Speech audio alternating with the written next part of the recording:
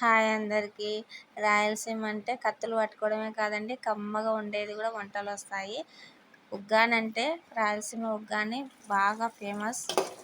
బాగా ఫస్ట్ తర్వాత బాగా మగ్గబెట్టుకోవాలి. ఉల్లిగడ్డలు, పచ్చిమిర్చి, ఒట్టిమిరపకాయలు, కరివేపాకు, ఆవాలు, జీలకర్ర అన్నీ వేసి బాగా మగ్గబెట్టాలి. బాగా మగ్గిన తర్వాత 2 టమోటా ముక్కలు వేసి బాగా మగ్గబెట్టాలి.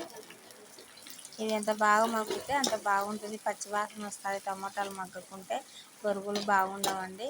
దీంట్లో బాగా టేస్ట్ రావాలంటే టమోటాలు ఖచ్చితంగా వేయాలి. మూత పెట్టేద్దాము మెత్తగా ఉడికేదాకా. ఒక 5 నిమిషాలు మగ్గనిద్దాము. ముందే బొరుగులు నానబెట్టుకున్నాను. ఈ లోపల మీరు వీడియో చూస్తున్నది. బొరుగులు నానబెట్టేస్తున్నాను. మళ్ళీ కలబెడతాము. బాగా కలిపిన తర్వాత టమాటాలు మగ్గాలి, మెత్తగా మగ్గాలి. చూడండి, బొరుగులు మెత్తగా అయినాయో లేదో, నానినాయో లేదో చూసుకున్నాము. ఇలా బాగా పిసికి చూడండి, మెత్తగా అయినాయి. మెత్తగా తిన్నా చిన్నపిల్లలైనా బాగా తింటారు. అంటే కొంచెం కడుపు వస్తుంది. పిండుకుందాము. ఇది ఇలా రావాలి, పిసుకుతేనే మెత్తగా కావాలి. దీన్ని పిండేసుకున్నాము. తరువాతలోకి అంతా వేసుకొని ఇలా మొత్తం వేసుకోవాలా. 2 పళ్ళ బొరుగులు ఇవి. కాస్త ఉప్పు